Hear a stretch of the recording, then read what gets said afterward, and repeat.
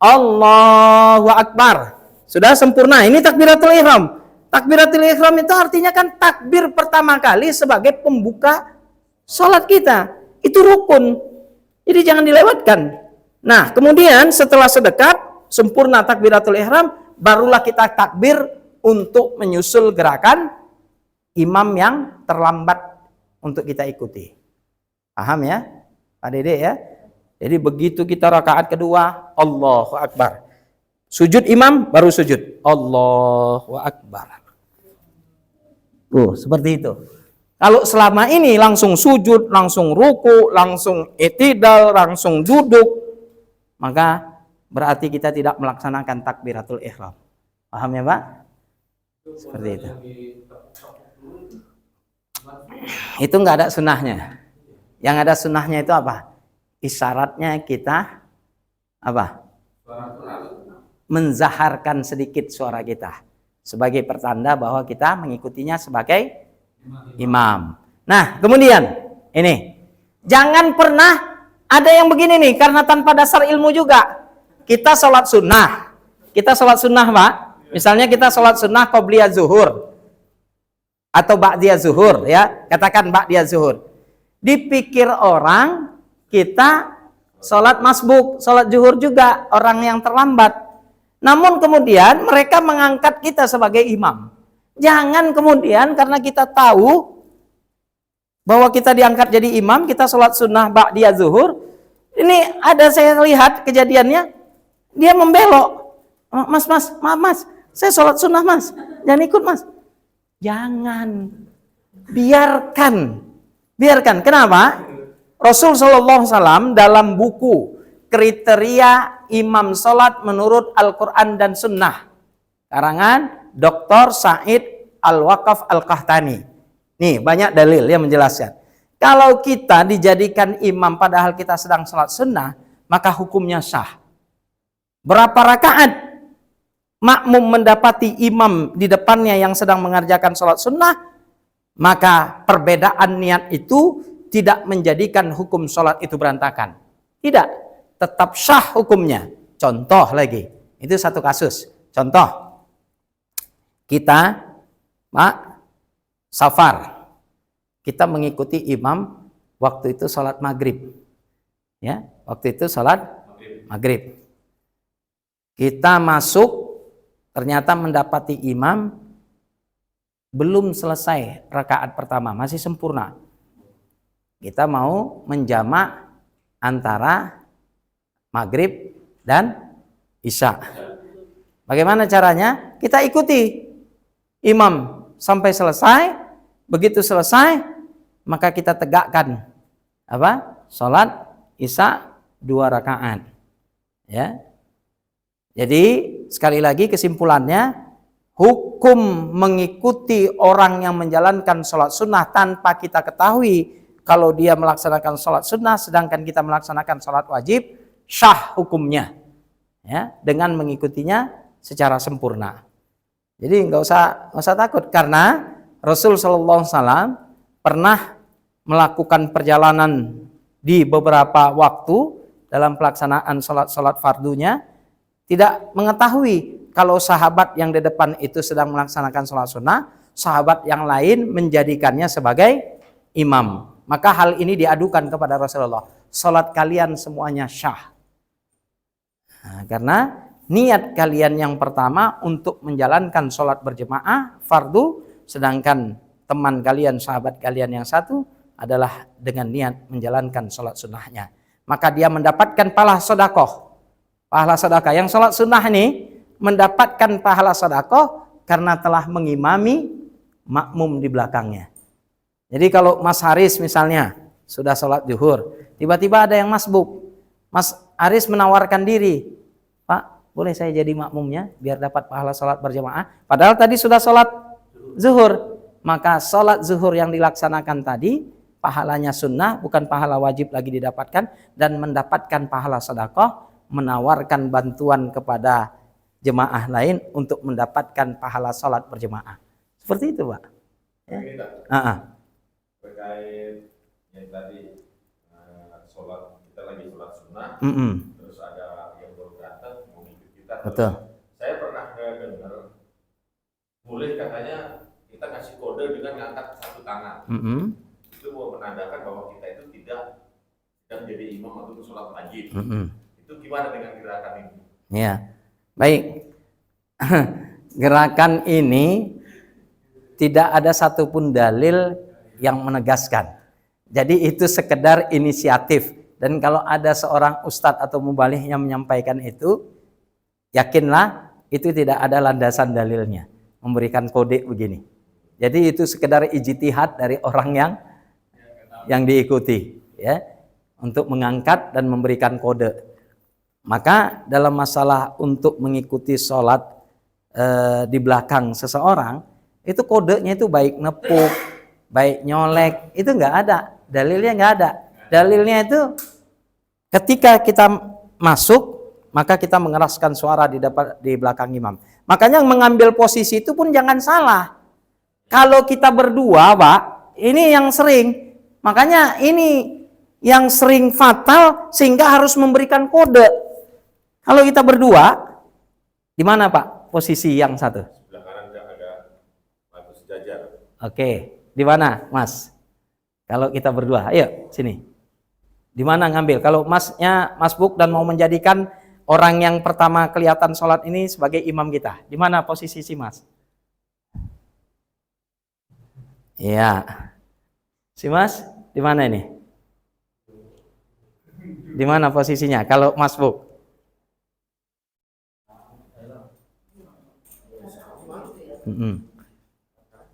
Nah, saya hadir di luar. Adik ini mau jadikan saya sebagai imam. Di mana posisinya? Ya. Nah, pernah ini Abdullah bin Abbas seperti ini. Makanya sini dulu.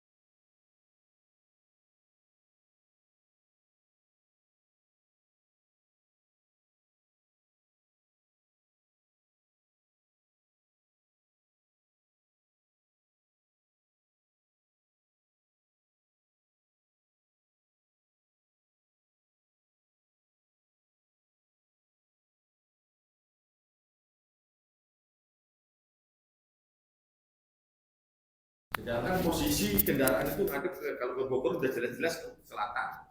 Itu jauh dari kiblat, udah jelas itu. Nah, kalau kita mau keluar tol, pasti nanti pertimbangan-pertimbangan melihat Google Map itu bisa sampai asar. Kalau dipaksakan sholat di tengah jalan di dalam keadaan posisi menghadap ke situ gimana? Pertama, ada dua pendapat, ya. Jadi terjadi perselisihan di antara para ulama. Yang pertama, dalam masalah sholat wajib, menurut ulama yang pertama, Nabi itu tidak pernah sholat wajib di atas kendaraan. Ya. Yang kedua, ada yang berpendapat sholat wajib maupun sholat sunnah tetap boleh dikerjakan di atas kendaraan. Contoh, namun dalam riwayat-riwayat yang ada, yang pendapat ulama pertama, Nabi itu kalau melaksanakan sholat tahajud baru di atas kuda beliau, meskipun dalam kondisi berperang. Itu sholatnya kemanapun arah kendaraan kuda itu, melenceng, belok, membelakangi kiblat dan sebagainya, kesanalah tetap arah kiblat. Karena dalam kondisi perjalanan itu ada rukhsah, Pak. Rukhsah itu keringanan khusus yang diberikan Allah pada seorang hamba dalam melaksanakan ibadah tertentu. Jadi orang sholat dalam kondisi dia tidak bisa tegak lurus sempurna, dia boleh duduk. Tidak bisa duduk, dia boleh berbaring. Berbaring pun tak bisa menggerakkan anggota tubuh, dia cukup dengan isyarat mata. Maka keringanan-keringanan ini dalam syar'i disebut rukhsah. Rukhsah itu keringanan hukum yang diberikan Allah pada hamba-hamba tertentu dalam pelaksanaan sholatnya. Gitu, Pak. Kalau kayak gitu tadi, sebaiknya memang biar tepat waktu sholatnya melenceng atau sebaiknya digabung sama asar. Kalau dalam kondisi seperti itu, kita bisa jamak, Pak. Itu darurat namanya. Bisa jamak, bisa ya. Jalan itu tadi ya. Kita bisa jamak karena begini, kalau kita condong kepada pendapat ulama yang pertama tadi, bahwa Rasul tidak pernah melakukan sholat wajibnya di atas kendaraan, berarti kita gunakan dengan jamak takhir. Tapi kalau kita condong kepada pendapat yang kedua, untuk melaksanakan tetap sholat di atas kendaraan, kemanapun arah kendaraan itu berputar, membelok, tetap itu merupakan arah kiblat kita. Nah, cuma solusinya bagaimana? Kalau kita tidak punya wudhu, maka kita bertayamum. Dengan apa? Dengan debu yang menempel di kaca mobil kita. Dengan cara bagaimana? Niat bertayamum untuk melaksanakan sholat fardu kita. Tepuk di kaca mobil, ya.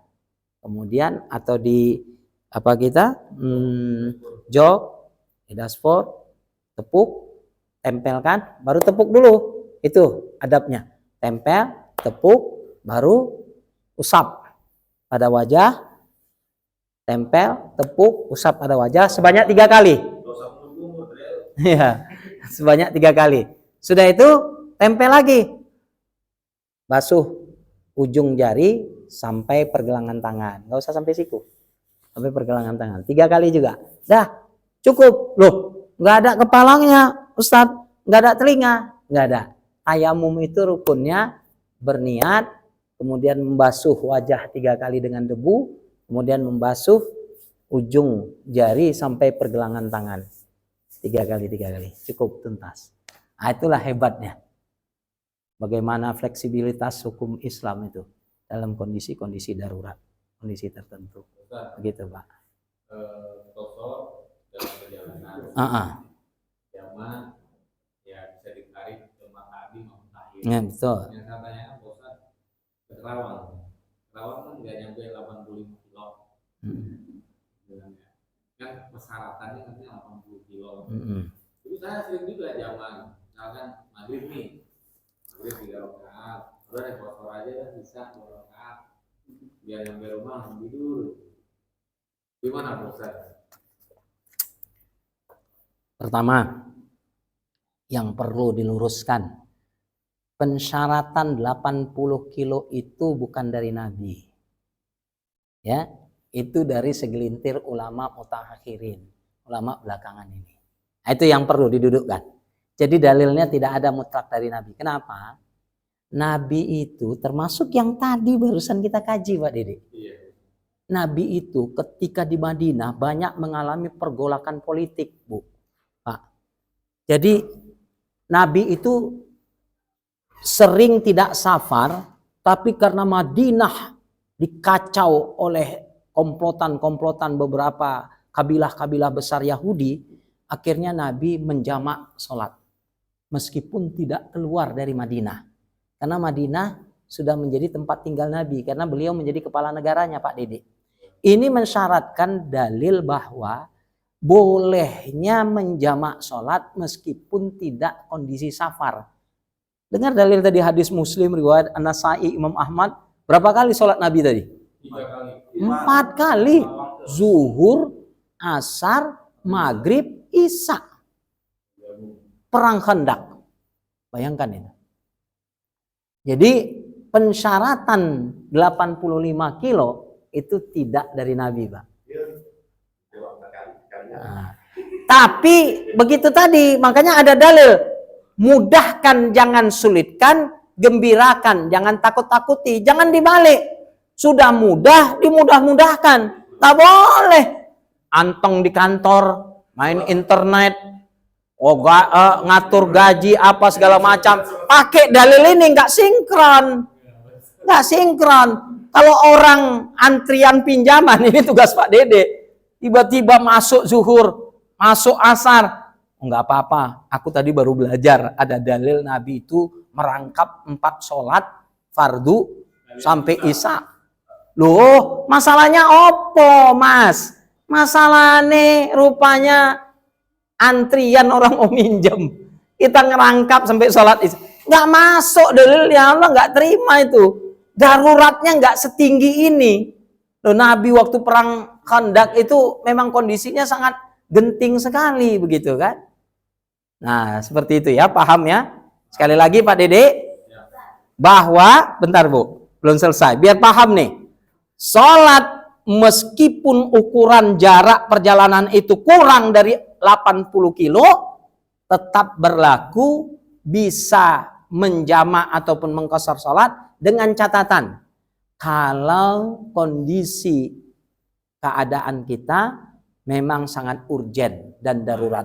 Macet Ya. Yang tadi 4 rakaat 4 kali sholat. 4 kali sholat itu di kosong nggak, Sat? Ya? Di kosong nggak, Sat? Apa full 4? Ya, baik. Kalau di dalam kitab ini Nabi tetap memerintahkan Bilal untuk sholat sesuai dengan bilangannya, ya. Jadi 4 sholat itu tidak mengurangi jumlah rakaat, tapi dirangkap Nabi. Coba, itu dalam kondisi seperti itu. Sangkit pentingnya sholat, itulah nggak boleh ditinggalkan. Tapi Ya. Ini pernah juga saya lihat ya, orang mau perjalanan jauh, taruhlah dari Jakarta mau ke Jawa, itu bukan lebaran ya, hari biasa. Dia dari sini sholat zuhur. Nah, dengan alasan perjalanan jauh, itu langsung digabung sama asar. Kalau menurut pribadi saya, dia kan bawa kendaraan sendiri, bisa berhenti kapan aja. Nah itu gimana dengan yang ini? Apakah diperbolehkan? Pendapat Sedangkan dia nggak tahu Ya. jalan itu macet atau enggak, dia nggak tahu. Ya, jadi gini Pak, maaf ini, pendapat Bapak itu justru yang salah dan keliru. Kenapa? Nabi mengatakan termasuk orang yang sombong yang tidak mengambil hadiah dari Allah. Apa itu? Ruksah. Ruksah itu keringanan hukum yang diberikan oleh Allah bagi hamba-hamba yang melakukan perjalanan, termasuklah jamak dan qashar itu tadi. Itu hadiah dari Allah, kata Rasulullah. Bukan boleh lagi, malah kita dipilih oleh Nabi untuk lebih menitik beratkan mengqashar dan menjamak salat. Jadi kalau kita, logika kita ini kan seolah-olah logika kita yang paling tepat, gitu. Ini kita yang bawa mobil, kita bisa mampir kok ke sana kemari. Ada yang memang begitu. Ya termasuk Bapak hari ini, kesaksiannya dengan jujur mengatakan, loh kita kan bawa mobil sendiri Ustaz. Justru berlakunya hukum itu Nabi juga pakai kuda, tapi bisa berhenti mau di mana, singgah di mana. Tapi kenapa tiba-tiba ada hukum ini? Inilah yang menjadi contoh dari masa Nabi hingga sekarang, bahwa fleksibilitas, keindahan hukum Islam itu, lenturnya itu di dalam perjalanan, meskipun kita bisa mengatur waktu dengan kendaraan kita pribadi, tapi disitulah kita menjunjung tinggi hukum Allah, syariat Allah. Berlakunya syariat itu ketika dia dijalankan oleh hamba-hamba yang bersangkutan. Jadi kalau logika kita pakai sendiri, loh berarti kita mengabaikan aturan Allah. Makanya Nabi mengatakan dalam hadis yang lain, orang yang tidak mengambil hadiah dari Allah, yakni rukhsah, keringanan hukum dalam melakukan ibadah dalam kondisi-kondisi tertentu, dia termasuk orang yang sombong. Tapi boleh tidak sholatnya seperti itu? Boleh Pak, sah. Nah kalau sah kenapa dibilang sombong? Karena tidak mengambil salah satu dari syariat Allah. Masih bisa sholat. Kadang-kadang isi bensin makan aja bisa. Nah, gini Pak, tidak selamanya syariat Allah itu harus kita cocokologi gitu, hukum cocok logi gitu. Karena apa? Disinilah berlaku sami'na wa ta'na. Kami dengar ya Rasulullah dan kami taati. Jadi kalau Rasul masih hidup nih Pak, mungkin Bapak udah diomel-omelin. Kenapa? Bawel banget sih. Iya, iya, benar. Makanya, iya, makanya artinya apa? Memang hal-hal seperti ini harus dikembangkan dalam pengajian agar kita paham, Pak. Agar kita paham. Pesawat sekarang kan sudah modern-modern nih, lintas negara apa segala macam. Kenapa kok kalau kita cocokkan dengan akal kita, maka kita akan banyak meninggalkan beberapa syariat-syariat penting dalam hukum rukhsah. Rukhsah itu bukan keinginan Nabi. Itu yang perlu kita pahami. Rukhsah itu keinginan dari Allah yang dicontohkan kepada Nabi. Itu dia. Kalau pesawat jelas, waktunya jam ini beda. Betul. Jadi begini Pak. Jadi dia tidak melihat jenis kendaraan. Yang penting dalam safar, perjalanan jauh, itu ada hukum syariat namanya rukhsah. Rukhsah ini kalau tidak diambil, maka kita berlaku sombong. Kenapa? Allah mudahkan. Bukan Dosa dong kita udah ambil. Dosa. Tidak dosa. Sombong itu kan dosa. Ya, artinya kesombongan ini tidak sama persis dengan kita berlaku sombong kepada makhluk Allah yang lain dengan cara meremehkannya. Ya, ulama ikhtilaf, berbeda pendapat tentang kesombongan ini, masuknya kepada kesombongan keangkuhan. Kalau keangkuhannya menolak kebenaran, ini yang angkuh, ya. Menolak kebenaran itu yang tergolong angkuh, gitu Pak. Jadi intinya apa Pak? Besok-besok kalau kita punya mobil, sampaikan. Nih yang penting nih, apalagi kalau rombongan. Kata Nabi kalau perjalanan itu 2 orang, yang satu angkat jadi amir. Amir itu pemimpin Pak. Pemimpin perjalanan inilah yang menginstruksikan, kita berhenti ya, kita jamak sholat ya, kita qashar ya. Nggak centang perenang, yang 2 mobil nanti berhenti di Pekalongan, yang 3 mobil berhentinya di mana? Misalnya Tegal, yang satu Purwokerto. Wah, 6 mobil centang perenang semua. Makanya itu beda jalur. Iya, enggak. Iya, ini ceritanya maaf, ini kita contohkan satu rombongan. Ceritanya ini kita tamsilkan, kita umpamakan satu rombongan gitu ya. Naik bis itu orang-orangnya beda-beda, harus ini benar. Ya? Kalau naik bis, Ya. bis. Ya, kalau naik bis itu kita beda, itu kendaraan umum.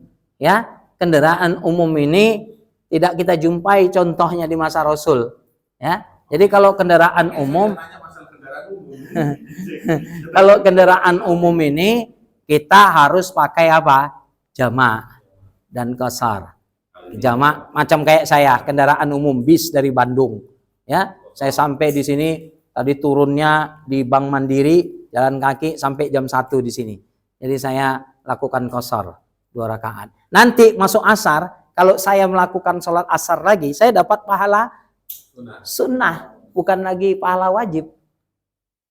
Karena apa? Saya sudah qashar di depan, gitu, ya, seperti itu. Nah, berarti saya gini Pak Ustadz ya, jangan maghrib nih, sholat 2 rakaat isya, sampai rumah, kalau saya sholat isya berarti dapat Kalau sunnah. pahala sunnah. Ya, Kalau nggak sholat isya lagi langsung tidur, nggak masalah karena sudah di qashar. Ya. alhamdulillah. Stop. Nah, ya. Adil ya. Benar nih. Mau nanya benar nih. Benar nih.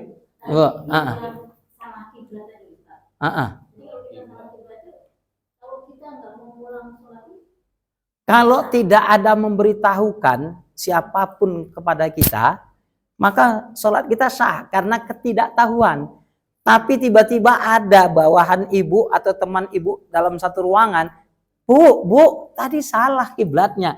Ketika itu ibu mendengarkan, ketika itu pula ibu wajib untuk menghalangi sholat ibu.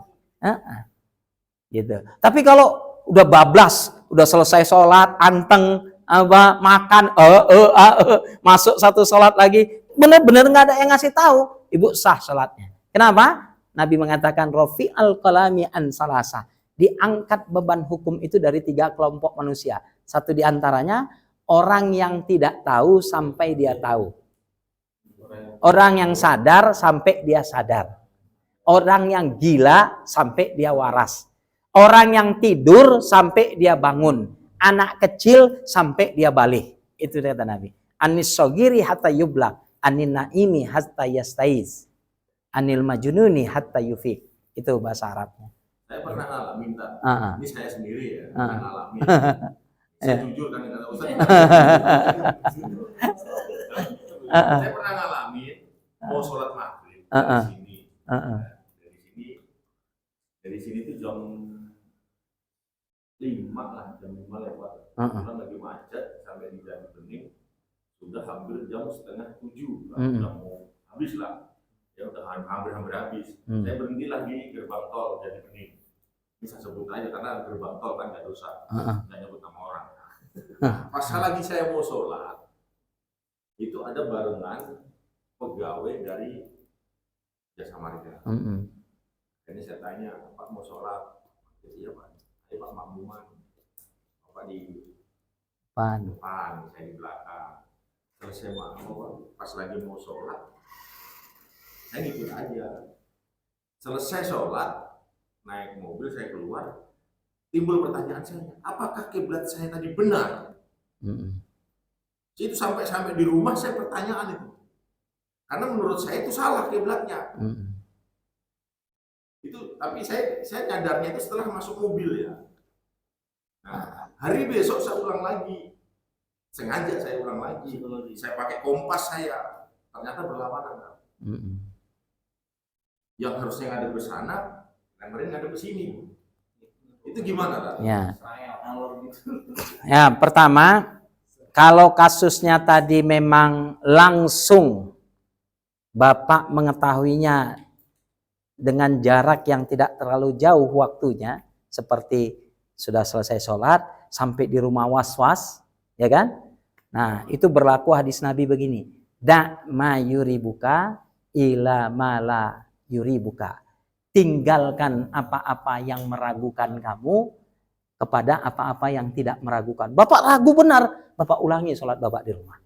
Gitu. Karena waktu itu sholat sama di rumah udah jam 8. Mau sholat lagi. Betul Isya. Gitu ya. Jadi pokoknya kasus apapun kalau ragu-ragu tinggalkan. Ulangi kepada yang menuju kepastian, yang tidak ragu-ragu. Itu ya. Jadi semua pertanyaan Bapak itu kita pakai dalil, Pak. Enggak. Karena saya berpikirnya begini. Dia kan depan rumah. Dia pegawai situ, masa nggak tahu dia sholat gitu kan. Ya toh Bapak tuh nggak tahu kredibilitas orang yang Bapak ikuti, cuma sekedar simbang lewat, tahu meskipun orang situ tapi keilmuannya kan nggak tahu. Bapak secara eksplisit nggak tahu ini orangnya siapa ya, alim nggak ya. Tiba-tiba Bapak menawarkan diri bahwa dia yang jadi imam Bapak. Iya, ternyata keliru ya kan.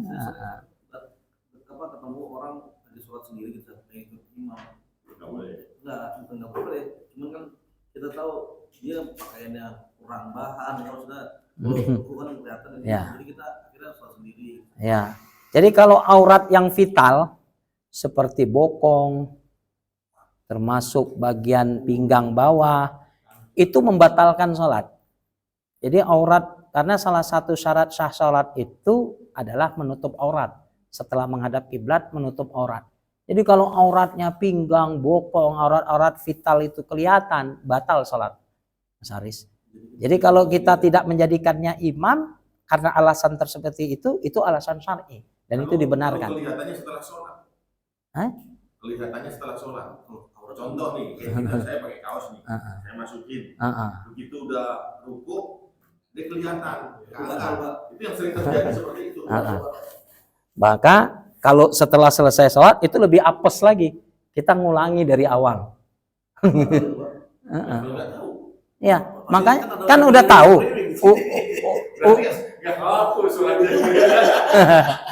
Jadi kalau enggak, intinya begini. Intinya begini, Pak. Hati-hati nih, hati-hati. Intinya begini, taunya selesai sholat. Kan taunya selesai sholat. Sama kayak orang selesai sholat tiba-tiba ada yang masuk ngasih tahu, Bu, kiblat ibu salah. Ini yang ngasih tahu bukan orang lain, bapak sendiri. Astagfirullah, ini auratku kelihatan tadi. Berarti udah sadar. Lakukan sholat yang baru. Ya, maaf ya, ini saya sebut nama. Iya. Kemarin nih, waktu itu Pak si Denis lagi sholat di sini. Begitu udah selesai sholat, ditepuklah sama alumni 91 yang lagi main badminton kan, sholat di belakangnya. Aduh, pangkatmu kelihatan. Usapnya benerin lagi. Nah itu harus diulangi. Ya, rugi deh. Harus diulangi. Makanya persiapan sholat itu apa? Pakaian, tempat, arah kiblat. Tempat itu suci dari hadas maupun najis. Pakaian dan tempat sholat itu pun menutupi aurat. Nah, itu penting, urgen itu, Pak. Yang paling urgen itu. Jadi kalau paling urgen itu udah vital. Ini bisa merusak sholat, bahkan membatalkan sholat. Iya, benar. Terus yang terjadi lagi banyak yang terjadi nih. Ini saya rasa banyak juga lah. Mungkin ini di sini hampir semuanya. Di saat lagi tempat terbatas, tapi yang antri banyak. Begitu rombongan kloter pertama selesai, ya kan? Nah di barisan tengah ini masih ada yang tadi nyusul sholatnya. Nah, yang di depan udah kosong. Nah itu apakah kita mau bikin jamaah lagi itu harus nungguin yang selesai ini? Boleh nggak kita langsung bikin barisan di depan? Kalau yang belum selesai itu mereka tidak berjamaah, kita boleh membuat jemaah. Tadinya berjamaah sama yang duluan. Ya, tapi yang di luar itu kan sudah selesai. Sudah selesai. Kalau sudah selesai boleh membentuk jemaah. Boleh. Ya. Karena kadang-kadang kan ada yang ini nungguin dulu, betul nggak? Ya. Iya. Jadi kalau dia Sekarang boleh masih datang. gini, kalau dia masih tegak sholat berjemaahnya dalam ruangan itu masih ada yang imamnya, tidak boleh mendirikan sholat yang lain. Ikuti. Ya, betul. Yang satu baris ini kan sudah lagi tidak lagi dalam ruang lingkup berjemaah namanya, Pak. Sudah sholat fardiyin sendiri-sendiri. Saya pernah lihat makmum jadi apa? Dia bermakmum awalnya bareng-bareng. Pas sudah selesai imam, dia mundur tuh. Jadi makmum yang sebelah kirinya jadi imam gitu. Kayak gitu posisinya. Jadi imam sambung menyambung gitu. Jadi dia sebelumnya bermakmum Ya sama yang contohnya lain. Contohnya ada jamaah, terus ada yang masuk, ya kan? Begitu yang masuk sono selesai, ada yang masuk belakangan nyontel lagi.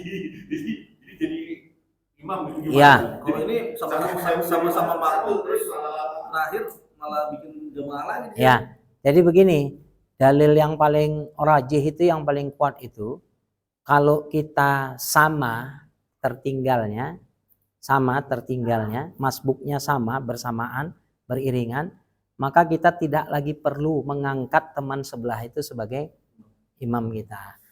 Malah kita memisahkan diri. Jadi sunnahnya itu begitu selesai sholat, kita geser sedikit kaki kita untuk menandakan bahwa kita itu sholat sendiri-sendiri. masing-masing. Begitu. Tapi kalau ketertinggalannya jauh dari kita, misalnya tiba-tiba kita udah masbuk, tiba-tiba ada yang lain baru masbuk, datang kita belum selesai sholat. Nah kita ditepuk pundak, meskipun itu bukan sunnah, itu menjadi isyarat bagi dia yang awam bahwa dia ingin menjadikan kita sebagai imam. Maka kita, posisi kita berlakulah untuknya sebagai imam, gitu Mas Haris. Tapi kalau untuk yang bersamaan tadi kita nggak perlu lagi menjadikan imam, paham ya? Ya, jadi banyak secara eksplisit persoalan-persoalan sholat ini ya, yang memang kita masih jauh dari tuntunan sunnah. Bahkan tadi sempat kita mempertahankan logika kita punya kendaraan, tapi kita kan bisa ngatur Ustadz. Ya, tapi kalau ada hukum itulah yang memang harus kita nomor satukan. Akal itu yang tunduk kepada hukum. Jadi ketika kita dalam ilmu usul fiqh, ketika akal ini, ra'yu ini berhadapan dengan nas, maka yang harus tunduk itu apa? Ra'yu, akal. Jangan nas yang kita perdebatkan. Itu dia apanya. Jadi kalau kita memahami sebuah dalil, kita berlakulah sikap sami'na wa ta'na gitu. Paham ya, Pak?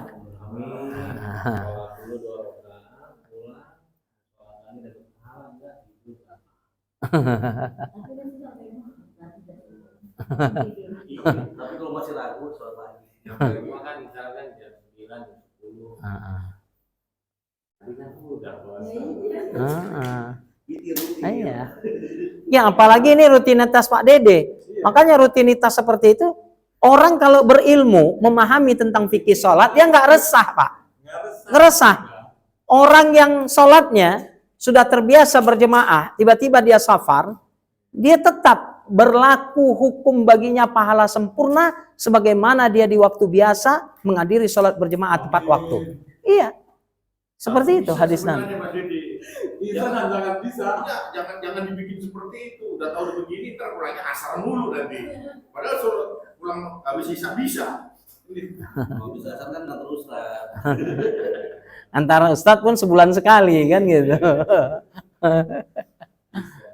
Karena kalau nyampe rumah baru Baik ya. Baik, demikian kajian kita pada kesempatan kali ini. Terakhir penutup, saya mau nanya nih, Bapak-bapak, ini kita sudah di